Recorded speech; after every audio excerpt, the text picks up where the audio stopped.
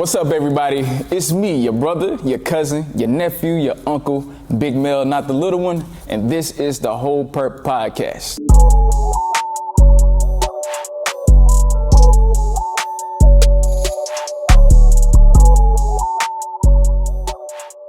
Welcome to the Whole Purp podcast, where the whole purpose is the whole purpose.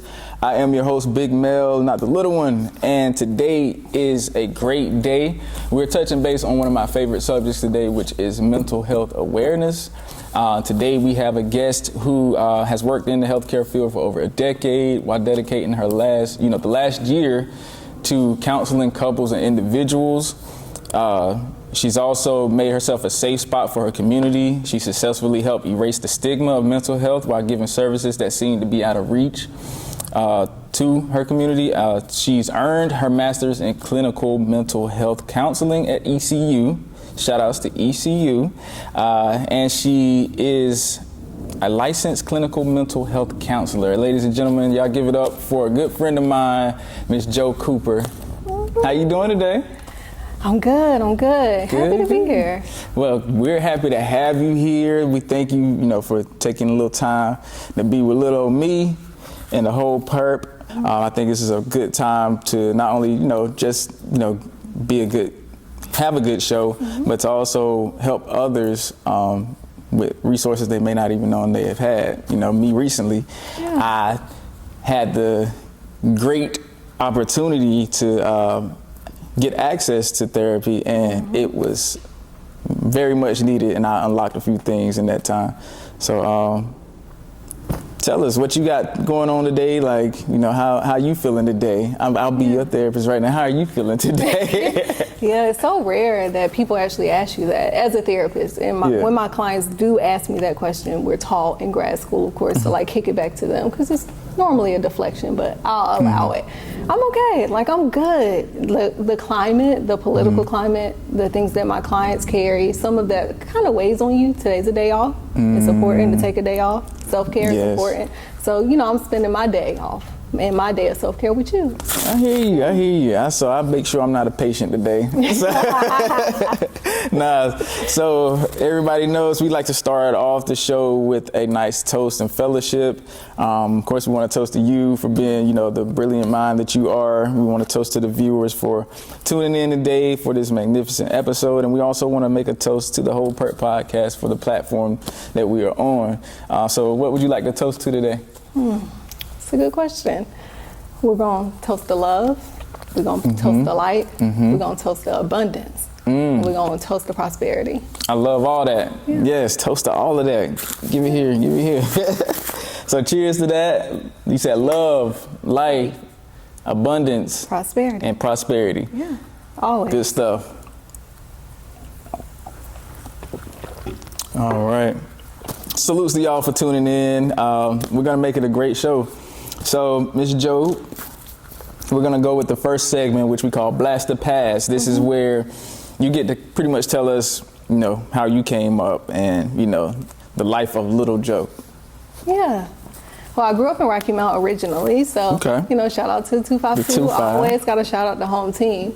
Growing up in the 252, or Rocky Mount more specifically, I grew up in Hillsdale originally. My grandparents had a home. My grandfather and my grandmother were 30 years apart in age, which is a fun fact. He was a pastor and helped build Hillsdale Baptist Church. So if you've ever been there, shout out to him. But growing up as a, secondary PK, right? My father was not a pastor, and I actually do not know my biological father, but growing up with a family member, or more specifically a father figure that's a pastor, was interesting. You spend pretty much every day after school at church. We got, we rehearsing for every choir known to man. You got to be a part of the usher board. You got to learn the praise worship. You do all the things. So I would say my childhood was balanced with the addition of my grandparents. My mom grew up as a single mom. I have two siblings. I'm the youngest of three. Sometimes I feel like the oldest, but that's a whole nother thing.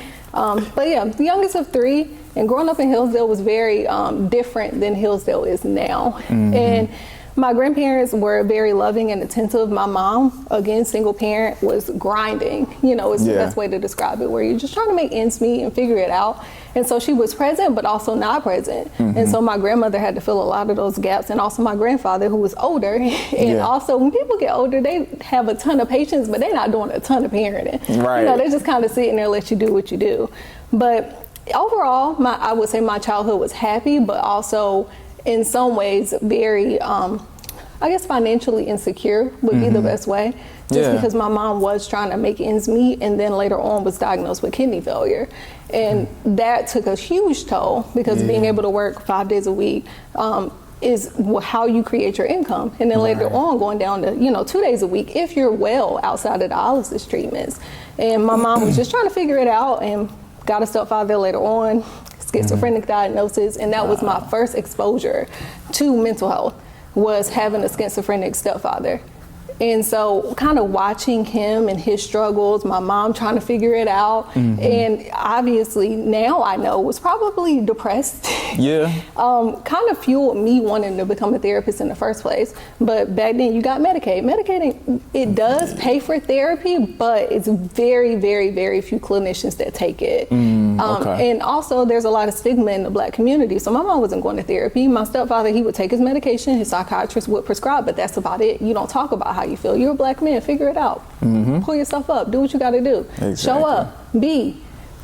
And so just watching that and kind of navigating it, living in the hood, but I didn't know that as a kid. I grew up secondarily in the projects, Armstrong. So again, born and bred in Rocky Mount. And moving from Hillsdale to Armstrong, it's right up the street. But that's when my mom and my stepfather decided to get married, obviously, and move us out of my grandmother's home in Hillsdale into the projects.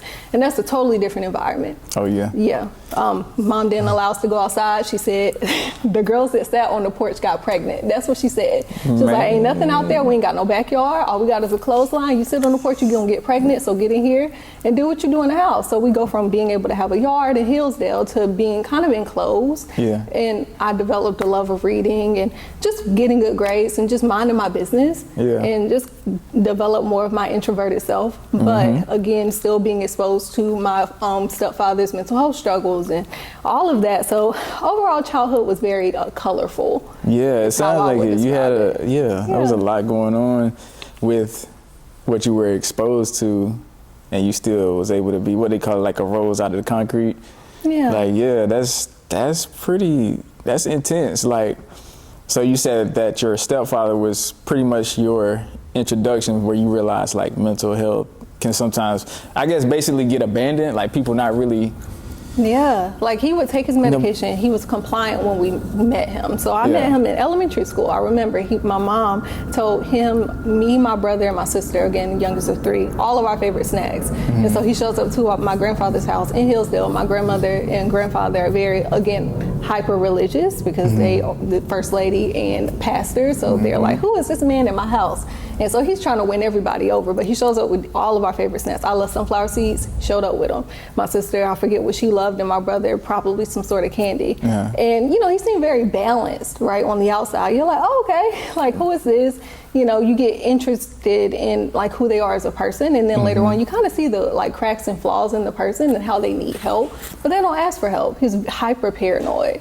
Like very paranoid. Like my mom and him had a very close-knit relationship, but I learned later on it was like more codependent and more so from him, where it's like, if I don't see you, I don't know what you're doing. I don't know where you're going. And a lot of their tension in their relationship stemmed from that place of hyperparanoia. But I'm sure he didn't talk to anybody about it, because you take your pills, right? And that's what you do. You take the medication, just like with blood pressure, diabetes, and everything else. You take the pills and you pray it away, and that's it. And so just kind of being a part of that and noticing the differences in their dynamic, as well as the people in my family that I also could see struggle, I was like, wow, nobody's talking about these things. Right.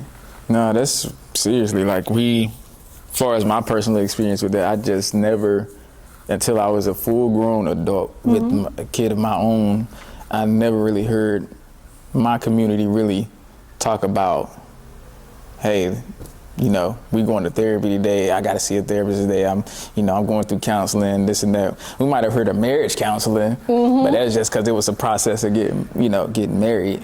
But to actually be introduced to it and taking that step myself, like it was it was kind of like, why are we not talking about this? Why is it not a thing that's, as a kid, like, why are we not even talking to our kids about it? Like, I recently mentioned it to my oldest son. He's 13 now, and I'm like, man, he's at an age right now where, you know, things are really critical to him on a personal level, but to him as a, like, when it comes to his future as well.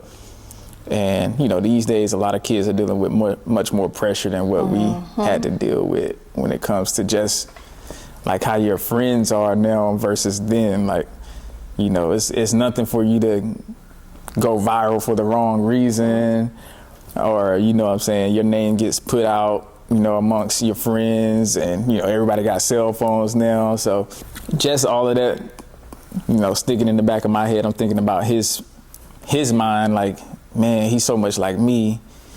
I can tell he bottles in so much stuff. He doesn't speak about his feelings too much. So I brought it up to him. And of course, I mean, like I said, he's just like me. He's like, yeah, I don't think I need it. I don't think I need it. But to even just be able to bring that up, like, my mom would have never even thought to say anything like that. Like, what was the joke? Like, yeah, you depressed, all right, and you go ahead and take your ass in there and depress these dishes.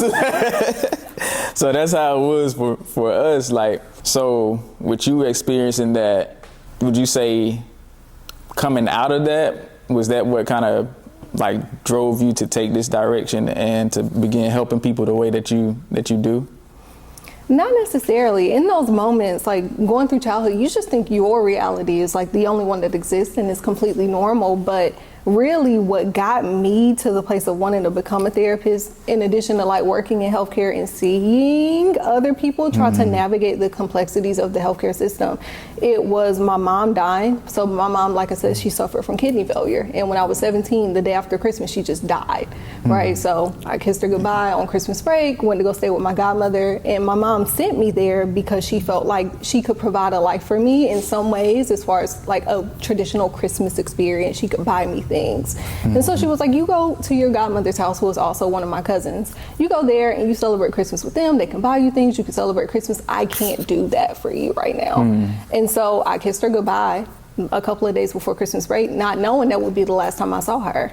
And again, I turned 17 on the 20th of December. On the 26th, she was gone. And so being a 17-year-old and dealing with that, people don't tell you, like, you should go talk to somebody. Nah. They tell you, go back to school, pray it away, right? So my family, again, grew up in a hyper-religious family. My grandfather was a pastor. At this point, he's passed away. So he passed away when I was, like, in elementary school, like the latter end of elementary school. My grandmother's still alive, but she's starting to decline and developing dementia and Alzheimer's. So you can't go to her, right? So what do? My mom was my last living parent. Again, I don't know who my biological father is. So my stepfather and my mom at that point had split because of his schizophrenia. Dealing with the paranoia became too much for my mom. So she was like, I have to choose a life that looks different. And so my mom dies. Who do I have? My two siblings, who are, my sister's 4 years older than me and my brother's 1.5 years older. We don't have anybody, right? And so you just go back to school and you show up and you do and you be, because that's what we do. We just, you know, keep going. And so later on, again, start working in healthcare, keep trying to figure it out. You know, you figure it out on your own. You become an adult at that point. And I had some support from family, very sporadic support. And I appreciate the people that did show up for me, but it really felt like I became an adult at 17, right? And so later on, my grandmother died. And like I said, she already was declining at the point that my mom died. Last living parent, period. No grandparents, no parents whatsoever. That's what sent me to therapy. I was like, look, I gotta talk to somebody. And so before that, people had mentioned it, and I looked it up on the internet. And I was like, whoa, this is expensive. Like, without health insurance, out of pocket, $200, you know, $100 to $200 per session, right? And they want to see you every single week, right? I get insurance later on. My grandmother dies, like I said, she died in 2019. So, you know, I'm like, okay, I'm going to try this. And I looked at the price and I was like, it's worth it. It's worth it. And I started talking to somebody and I was like, wow, number one, this is pricey, but it's worth it.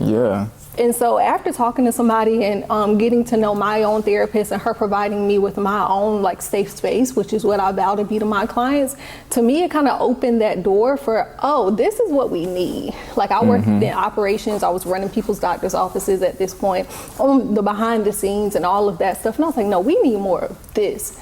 And then trying to find people that look like you, which therapists that are Black, right, are very difficult to find. I pride myself on working with Black Indigenous people of color, so that's Black, that is Indian, right, as people call it, but more so Native American, that is the Latina population, so Black Indigenous people of color, right. For every Black Indigenous person of color, there's only 1 per 1,000 therapists that look like us, which those numbers are crazy. Yeah, so to wild. find somebody that looks like you, difficult. And I had the same struggle. So I found my therapist and kind of went down that road. And I was like, I need to be a part of the change, right? I'm running people's offices, you know, helping them navigate it on the back end. I want to be on the front end. And that low-key explains to me, like, I guess I should have given way more grace when I was searching, because I would find therapists and I was looking for black men, Black women, and I would have the trouble of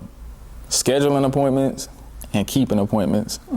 And to hear those numbers is like, dang, it makes sense why, you know, first of all, it's few and far to choose from. And then when you choose them, they're booked out so far, or either, you know, they need to have a break themselves, so they're not available, like, you know, at your beck and call, you know. So I went through that situation where I would get a therapist, and whenever I couldn't meet with them, when something came up, hey, can we do virtual instead? Or hey, can we move this? I was like, you know what? I can't deal with Black people. You know what I'm saying? The same, you know how we always talk down on our own. So I'm like, I can't deal with Black people. So I find another therapist and I go to a white man, which I think he was, you know, he had a few other like European in him. And I mean, it worked. He did what he was supposed to do, but I do feel it was still, it didn't have that full-blown connection of like where I came from or what I deal with as a Black man. And so just hearing those numbers, that kind of just like, that flicked the light switch in my head, like, dang, that's why you struggle with that. Like, it's really not that many of us out there. It's not. And even now, like after the pandemic, they say we're suffering from an epidemic of like loneliness at this point, because people felt so disconnected. And what it did was it led more people to seek therapy, right? Especially people that look like us. We're actually, like, the stigma has decreased when you look at the numbers. You can go to these underprivileged and underserved communities, and maybe not so much, but in general, more people are seeking therapy, and it's leading to a lot of burnout with clinicians of color, because not only do we deal with more, right, so more people are seeking therapy, we're also dealing with more microaggressions and things happening where people don't have cultural competence and humility and are working with people that look like us, and then they come to us after the fact, and we have to essentially repair what has already been done. And that can be a lot for someone to take on.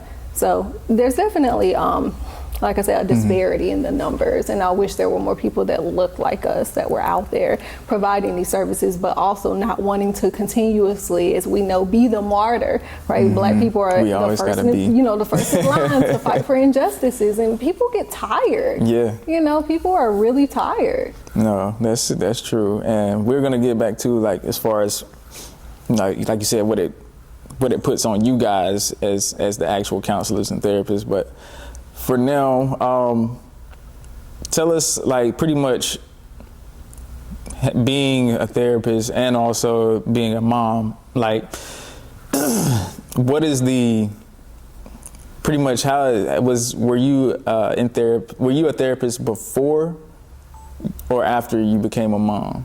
I was a therapist after I became a mom, which I don't know if I could go back, would I do it differently? Everybody has the, you know, foresight of hindsight at this point. Not necessarily, but I will say being a therapist has, in my opinion, made me a better Okay, that's what I was getting to. Yeah. Okay. Because my son, he's 8 now, and in 8 they start the end of grade testing, and there's a lot more pressure for children in that environment because kindergarten through 2nd grade they do get graded, but they're not used to the external pressures of what it feels like to have to perform, and that's also when they become aware typically of their self-esteem. And so I'm working with that now, and me and my son right now we practice like box breathing, and that's basically when you breathe in for 4, hold, yep, you got it, right? Because he gets overwhelmed, right, by the pressure, and he wants to cry, and I'm okay with crying. Like, I'm like, look, if you feel overwhelmed and you feel the need to cry, please cry, right? Don't hold it in. It's a safe space. If your teacher is unable to accommodate you at that point, right, let's start our box breathing, right? Let's try to self-soothe. So I'm trying to teach him self-soothing techniques. But had I not been a therapist, I don't know that I would still have the same level of patience and empathy and compassion and understanding to really help him process his feelings. Because the problem with parenting sometimes is that we have to emotionally regulate ourselves by trying to regulate with our children. So it's like parallel processing is what we call it in the clinical space. So like I feel maybe if he's describing something to me, I feel his pain, right? So now I'm angry. Like I want to go talk to that teacher. I want to go figure out what's going on with that bully, right? What he's going through.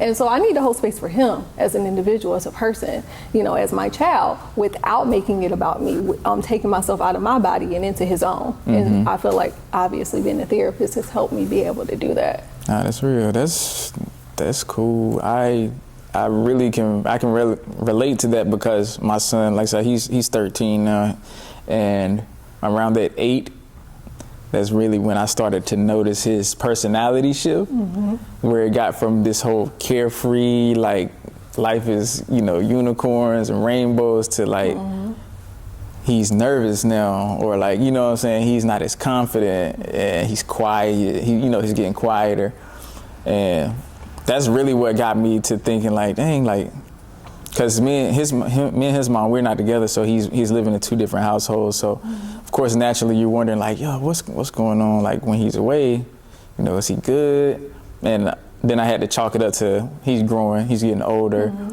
and he's dealing with his own pressures, like you said, end of grade testing and stuff like that. Like he would seem confident, like say so much like me, he's gonna mask it. He's gonna seem confident. Hey, how you feeling? You gonna knock it out? Yeah, I'm gonna do good. I'm gonna do this, and he'll come back and he'll pass, but it's not as good as he made it seem. Like you were struggling a bit, like why you ain't talk to me? And so I've been trying to get him to kind of talk to me, and it's really hard to do because like I said, when you're dealing with, I don't know if your son is a lot like you, but when you have a child that is a lot like you, it's kind of hard to break your own walls when you're talking to him. So sometimes when I'm talking to him, I just know like, it's going in one ear and out the other. And but yeah, at that age, it's just you start noticing that shift in like their personality, where they're realizing, like you said, their surroundings, their worth, quote unquote, their worth. What they, what their friends think of them and stuff like that. But so on that, with the dynamic change as far as being a parent and a counselor, and that making you a better parent, what are some key things you instill in your child, like right now? I know you said like the box breathing, like what are some things you instill into them, to carry on in their day, and not only that, but in their future? Yeah, so kindness is number 1. My son is a propensity for kindness. Like, what does it look like to care for other people? Empathy, because the world could use a lot more empathy right now. Like, let's consider what's happening for other people. And then also not taking on or internalizing other people's stuff. Because I feel like that shows up a lot with his friends. And like, what does it look like to be and feel like your own person without taking on other people's stuff? And like, who are you as a person? What is it that you value as a person? Which children obviously don't have the same self-concept that we do, but it is something where I'm like, what do you like? What do you want? Like my son, he is an amazing, he wants to be a cartoonist when he grows up. So he's very creative. He gets that from his father. Obviously, I do not delve as much into creativity in that way, but he likes to draw. He likes to create puppets. Like, he does puppetry, okay. right? So he's very niche in his interests, and I cultivate that. I'm like, it's okay. Like, he took tap dancing classes, as a boy, and he was in some ways ashamed of that when he got to the class, and he was like one of the only boys there. And like, no, you're interested in what you're interested in. You are who you are. And so now he takes piano lessons, and that is, again, a niche interest, as far as being someone that is more creative. So I try to allow him to be his own person, unapologetically, without taking on other people's stuff, and also being kind and empathetic, because we need that. We definitely need it, especially in us, like, black men. Like, how you're treating him as a mom now is definitely, I think, clutch into developing this new generation of men that we have growing up, because our generation, I think my mom did a hell of a job. I think she did the best she could with what she had, and my family, they pitched in, and we just came up a little harder. Like, you know what I'm saying? It's none of that, especially as a boy, like you said, you tell them, go ahead and cry, get it out, feel that feeling. It was like, you don't cry, little boys don't be crying. You stop crying if I give you something to cry for, that type of thing. And I'm glad she did, brought me up that way, because, in the situations I came into as an older child, adolescent, and an adult, it was good to have that tough skin to kind of like deal with what we had to deal with. But nowadays they don't have to deal with the same things we had to deal with now, and we kind of require more emotional connection now out of our men. And to have parents on that level with them, telling them, go ahead and feel that. It's okay to feel that. Because now I find myself telling my grown friends that, like, we're scared to be happy now. Like, we get happy, like, man, I just did this, and like, I don't know what, I don't know how to feel. I said, bro, enjoy it. Enjoy it. Feel it now. And then, move on, because there's nothing wrong with feeling it. Because if you don't feel it, you're going to regret not feeling it. Yeah. And then you say, move on, because like you said, it's always going to be something next. It's every mountain you got to go down and go up to the next mountain. You know what I'm saying? So, yeah. And, but I was saying that basically to say, like, our men now, I call them men, they're kids, but I call them our men now. They're coming up with, fathers in the household, mothers that are, letting them express themselves, fathers that are, showing them love, showing them that, I heard people call it that feminine energy. And I think it's gonna benefit and stop a lot of things that we deal with at our age now, like with a lot of us like closing off, and we lose a lot of us, due more to mental stuff than to anything else, like health included. So hearing that from you, that's inspiration to me, like for how I'm parenting, because I have to kind of, cut myself off, like from, and I got a toddler now, newborn now, and I'm already on the toddler's butt, because he's a tough one, but sometimes I gotta let him know, I gotta let myself know, like, hey, we're not there anymore. We show grace, we kind of try to get an understanding, we talk it out, and this type of stuff. So that's cool. I appreciate that inspiration for me and my parenting skills. The Whole Purp podcast is brought to you in part by Ill Incomparable Incorporated. We're all ill in our own righteous way. Visit our store where you can get the Whole Purp merchandise, anything from dad hats, beanies, tumblers, laptop sleeves, hoodies, glasses, tees for tots, and many more items. Go ahead and support, check us out, and get perped up. Now, back to the show. But we're gonna move to the next segment. We call it the essence. Like I say, every time, this is where I like for my guests to quote unquote pop their shit.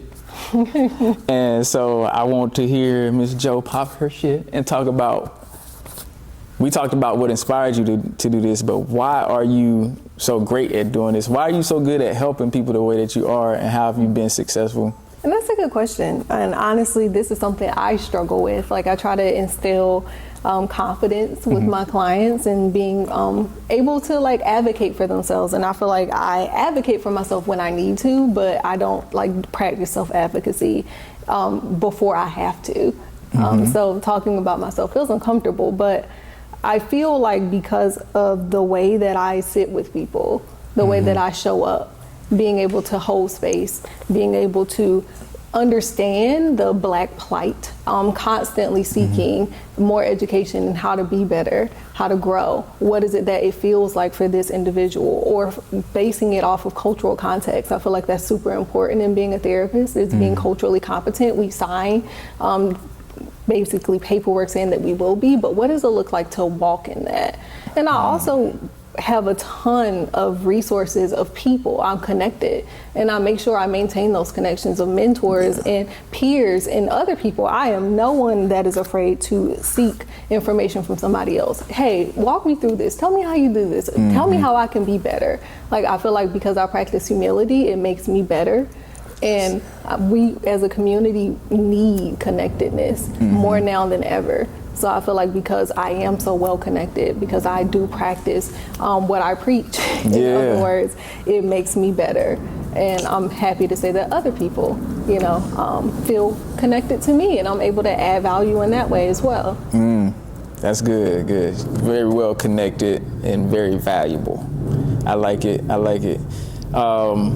So getting back to what you were saying earlier too, because this basically talks about the essence of being a counselor. What does it take to be a counselor, and how does it take a toll on you yourself, like taking on like other people's, like pretty much their trauma? Like, I deal with people all the time in my line of work, and I'm nowhere near asking them to, hey, pour your trouble on me. And yet I still get that, like, people sit in my office, they cry, they yell at me, they blame me for, their mishaps. But being a counselor, you're telling them, like, pour it on me, tell me what's going on. Like, how does that affect you, like, mentally yourself? Yeah, I think coming from, ECU, which people have mixed opinions about, going to a PWI versus a HBCU, and I won't divulge my opinion in that regard. But coming from ECU more particularly, I feel like my professors did a good job of equipping me with the necessary kind of skill set to be able to avoid what we consider countertransference, which is when someone triggers you based off of their stuff and your own lived experience. So they come to you and they talk about their trauma, and you can't hold it because of your own stuff showing up in the space. One of the things that I do is I do a visualization, words matter, technique, where when my clients come to me, we sit and I'm present and I'm noticing how I feel and what's going on. And if I find myself in my body, then I try to get back into theirs by probing further. But I do a visualization technique where at the end of the session, I will visualize a box and I'll put all of their stuff back into it. All their stuff. And I hand it to them, and I say, this is yours until the next session. And that's all internal, right? Sometimes you need to get up. Like, sometimes if you have a heavy session, like, I love talking to clients about grief, but as you can see, my past has a lot of grief, right? So sometimes I need to get up. I need to phone a friend. I need to sit in the bathroom and scroll on my phone for a little bit. I need a break. I need a second, right? But practicing visualization techniques, getting up, is helpful. Does it make everything go away? No. Do I still think about some of my clients as I'm laying in bed at night about to go to sleep? I do. I feel like that's just compassion. That's empathy. I can't expect to work in this profession and have it completely go away, because that means I stop caring, right? And then I develop what we consider to be compassion fatigue. And I don't ever want to be in that place. If I notice that I'm no longer caring, then I need to leave the profession. True, because I mean, that's literally what you're doing. They're caring for others. Dang, that makes sense. I never thought of the visualization thing, but that's a good way to I guess keep, separate, you from the client. Like, I gotta start using that myself, actually. Yeah, I mean, people preach self-care, right? And what does self-care look like? And people say self-care ain't selfish, right? And I think that self-care is super important, and it is something that I advocate for when talking to my clients. For some people, it's within reach. Some people, it's out of reach. Like, I feel like, oh yeah, what does it look like to like go get a massage? Some people can't afford massages, right? We need to be aware of the context in which a client is showing up. But other than that, like, being able to go for a walk. People say touch grass. You know, touching grass is important, and it's not because like we want to be condescending, because I hate the way that social media has weaponized the mental health tools that we normally use, where it's like go touch grass. That's meant to say go ground yourself in nature. It's not to say that this person is crazy so they need to go touch grass, or they're delusional is a word that they use often, or narcissistic. Ooh, we love it. That magic word. Yeah, we love it. So anyway, I said all that to say, like, self-care is important, and I do practice it on my own. It looks different depending on the day. You know, connecting with people is one of my favorites, and going for walks and actually touching grass. That's cool. I like that. I like that. So we're gonna move on. Before we do, everybody that's watching, please go ahead, hit like, go ahead, comment. Let's talk about, you know, the topics at hand. You know, drop your stories down there. You know, reach out, you know, to each other. You know, talk back and forth with us. Share this with a friend. Let them know that the Whole Purpose, you know, the Whole Purpose doing its thing, and that you guys love it and they should be a part of it. But most of all, if you don't want to do any of those things, please, and another please, subscribe. Hit that notification bell so you don't miss out on any future content. All right, so we're gonna move on to views. This part here, I just want you to tell the people, like, in your profession, how big is, and we talked about this already, like you really touched base on everything that I want to talk about. We're just gonna get more detail, but let's talk about like the effects of parenting on people. Like, how big is the parenting in your youth to your adulthood trauma? Like, man, like I could go all day.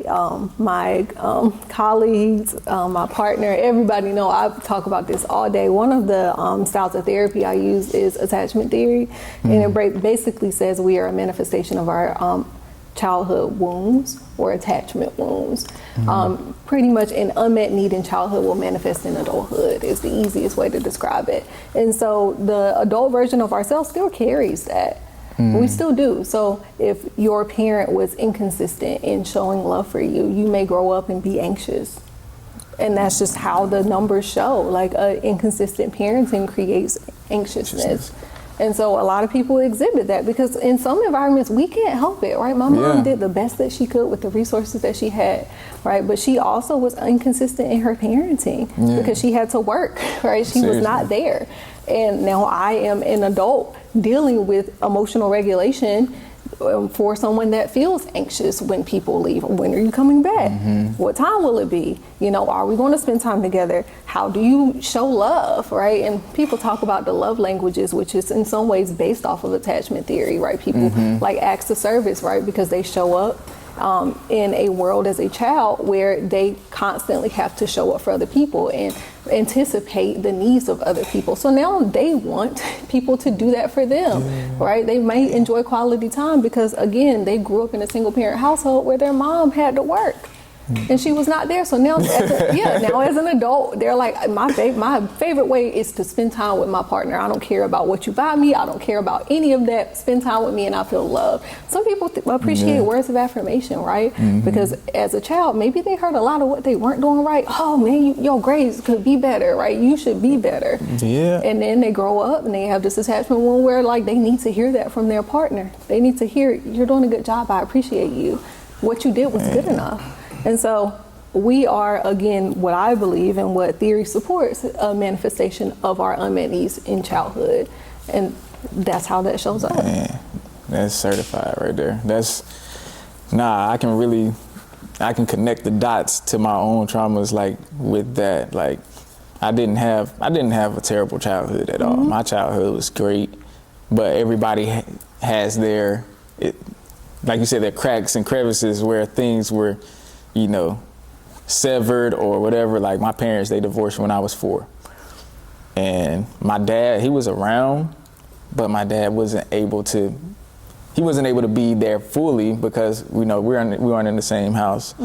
And, you know, my mom, she did her thing with raising a man, and, you know, she didn't sugarcoat anything for me, and she made sure she was tough on me because of that, because she was like, look, if I'm raising a man, I gotta make sure he's not soft. That was her main thing. She like, you ain't gonna be no punk. Like that was her.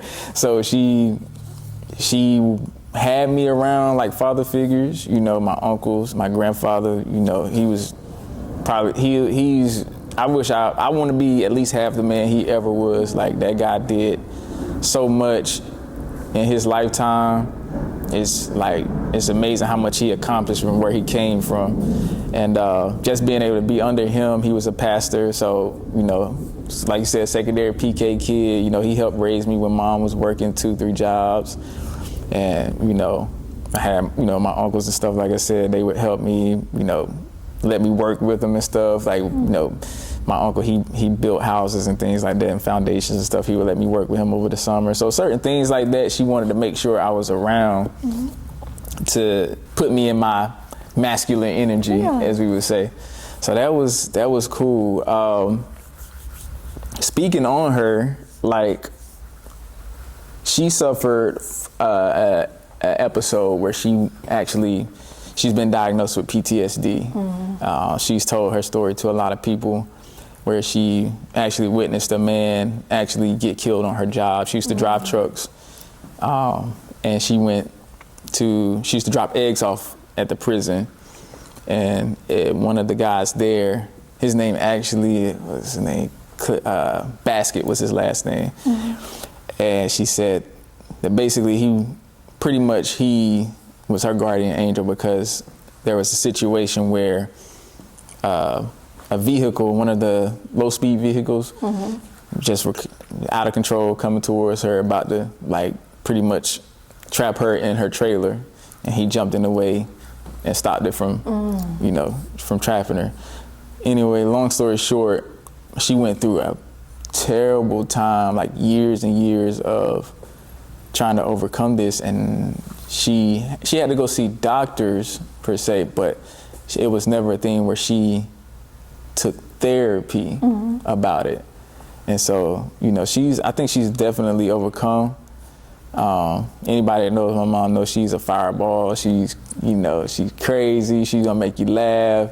She's an angel if she's on your side, and if you get on the bad side, she can be your devil. So like that's her. And with PTSD, the effects it had, like not on just her, but on me, I can see that when people go through that, like you said, your stepfather went through, you know, being schizophrenic.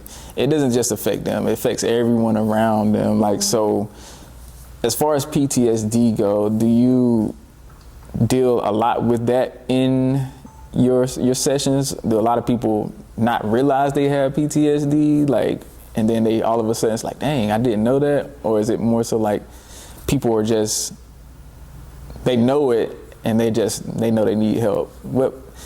What more do you see? Is it unknown PTSD, or is it more so known PTSD? Yeah, I feel like PTSD in general is probably in some ways underdiagnosed, because people don't know that they've been traumatized in a way that has lasting effects. So most people say I'm depressed or anxious. Like, those are the go-to when I have an intake session, or if I have a phone call with a client and they're like, I want to go to a therapist, because they can recognize that they feel this like hopelessness or helplessness, which coincides with depression, or they can recognize that they feel uneasy and constantly worry, which can coincide with anxiety, but they don't necessarily consider like, when did it start and what happened to me? And so, especially in people of color, PTSD is very prominent, because we experience a lot of trauma for multiple reasons, right? We can look at like racism and sexism and the intersectionality of it in like Black women more specifically, but definitely something that shows up a lot in people of color more specifically, not even just Black people, but is underdiagnosed because when people show up, they consider they're anxious or they're sad. And so trying to diagnose someone with PTSD can sometimes be difficult for them to sit with, because they see it as like, something's wrong with me. Like, this is a heavy diagnosis, like it's super heavy. And me as a clinician, it puts me in a hot seat in terms of wanting to diagnose someone with something that feels clinically appropriate and following the guidelines, and also considering the implications of it. Because for some people, if you diagnose them with PTSD, those federal government jobs out the window. and you don't even consider the system at play. Oh, man. So people of color are suffering from something that you don't necessarily want to diagnose them with because you don't want to put them in a... Exactly. I don't know what your future holds. And I don't want to put you in a box. I don't want you to get a background check and they subpoena all of your medical records for this federal job that you've been working your entire life for. And PTSD, right? It's scary. We don't know how you're going to respond or if you'll be triggered, so we can't give you this job. And so just considering all of that, like the cultural context of mental health in general, can be a lot to wrap your head around. But yes, definitely something that shows up, definitely something that I see, definitely something that I am always going to explore and educate and treat, but also something that I'm weary of putting on paper. That's crazy. I never thought of it like that, but it makes sense that these federal jobs would not accept someone being diagnosed with that. I really brought it up because I know that it's a thing in our community to deal with PTSD and not know it. Especially, like you said, you came up in Armstrong, so you as a child you didn't notice then, but it's a lot of things that went on in those types of areas that really were traumatic. Like just, I mean, all those places you had then, you had what, the Hill, you had Claremont, South Rocky Mount, all those places. Meadowbrook is nothing you hear a young teenager being shot and killed, or, you know what I'm saying, kids, like I said, early pregnancy, stuff like that happens that can really shift your life as their peer. Like you were just a friend, and you hear, oh man, my friend such and such just got killed last night. Like, but you hear it in the matter of 5 years, you hear it another 5 times. You seem like, oh, this is normal. Dang, man, I lost another one. And then you become an adult and you don't realize, like, bro, you suffering from PTSD and don't even know it. Like, you can hear a loud drop of a book and you thinking, oh dang, somebody's shooting. And you know what I'm saying? And you might not react because you're so used to it, or you might overreact. Like my mom, she couldn't deal with the sound of sirens like for 2 years. Like I could be on the phone with her and I have to mute the phone because I see an ambulance coming. Because if she hears it, automatically she goes from talking like this to now she has no voice and she can't talk to me. Like, so all that to say, like, Black people, this is really why I want to talk about this. Like I said, it's one of my favorite things to talk about. We really should get rid of the stigma of, you know, therapy is just for people that are going crazy, or, you know, we just need to pray it away, or, you know, people, he just dealing with demons, or she ain't living right.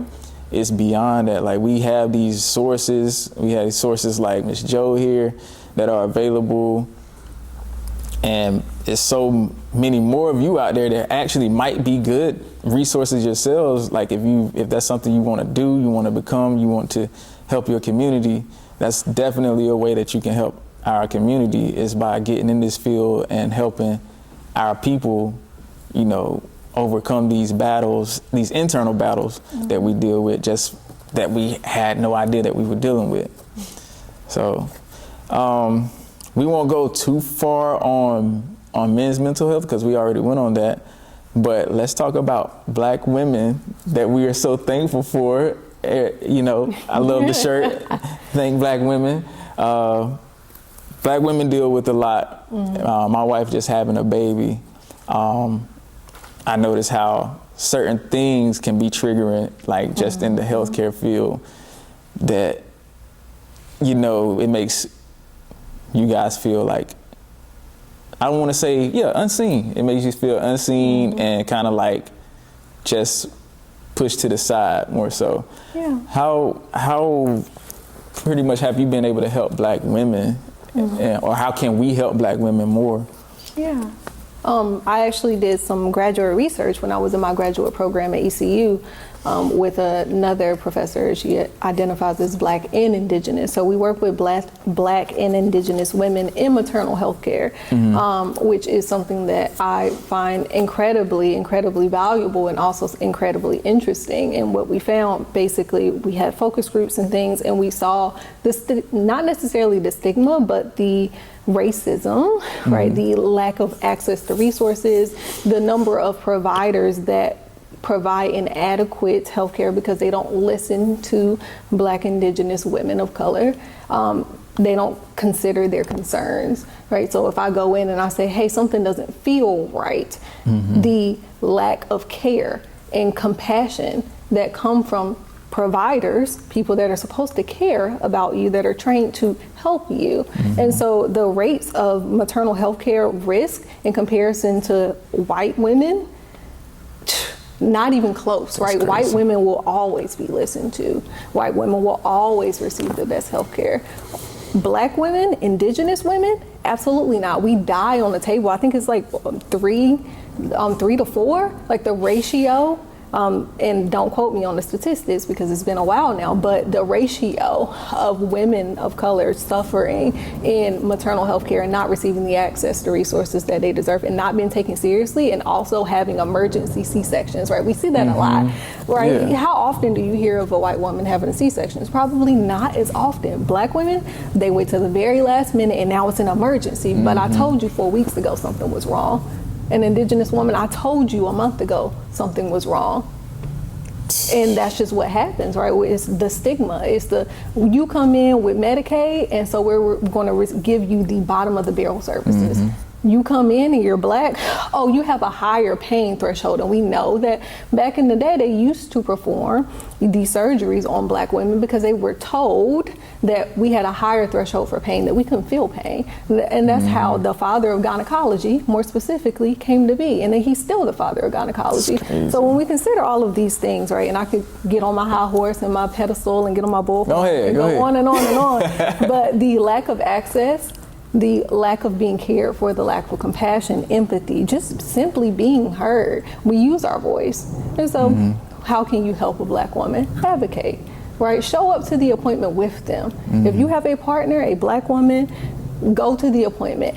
Stand beside them, because there's the intersectionality of sexism and racism that shows up for a Black woman that doesn't necessarily show up for a Black man. We know that there is stigma still, but if you say it, maybe they'll listen because you're a man.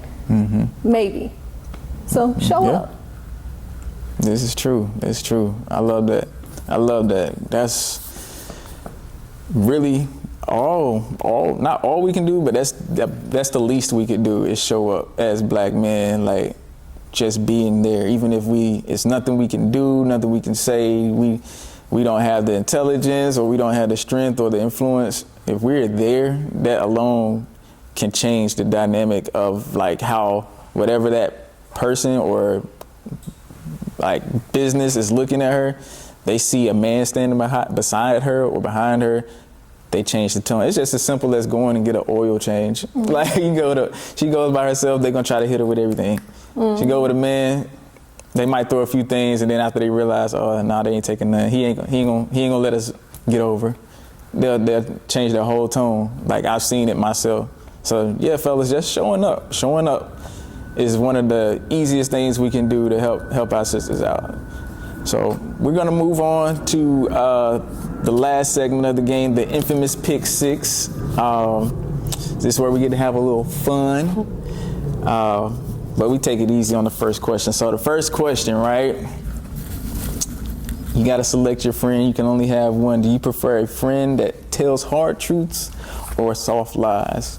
Hard truths. Hard truths. Hard truths. So she gonna tell you, hey Joe, you don't need to wear that dress. Yeah. Keep it 100 with me. Instead of girl, you look cute. Yeah. Absolutely not. Nah, I get it. All right, 2. So you got to give up social media for the rest of your life, or you have to eat the same dinner for the rest of your life. Social media, 100%. So it's terrible on our mental health. Get it out of here. Easy one. Number 3, pick your superpower. And I guess the main ones that people kind of like go back and forth with, you can either have the gift of invisibility or mind reading? With you being a therapist, I wonder which one you would really. Yeah, I think I'm gonna choose mind reading because I know some of my clients be holding back, and I'm just curious. I'm gonna let you get there in your own, in your own way at your own pace. But I'm also curious about what's going on up there. Yeah, I could see that being a definite benefit as a counselor because you can just call the bull early. Okay, cut it.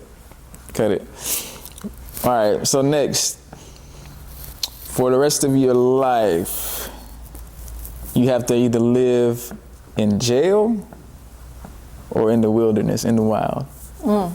Wilderness. Let me touch some grass. Indefinitely. It's gonna get cold out there now. It is. We're gonna figure it out. Yeah. We're gonna go back. We always figure it out. We do. That's true. We do. So now you might have to think a little hard on this one because it's real detrimental. It's important. You have to go either without toothpaste for a year or without deodorant for a year. Sheesh. Take your time. Gotta think about my boy too. we gonna nix the deodorant because maybe there's some natural ways, but if I ain't got no teeth, I don't know, because if I ain't got no toothpaste, I'm probably gonna lose these.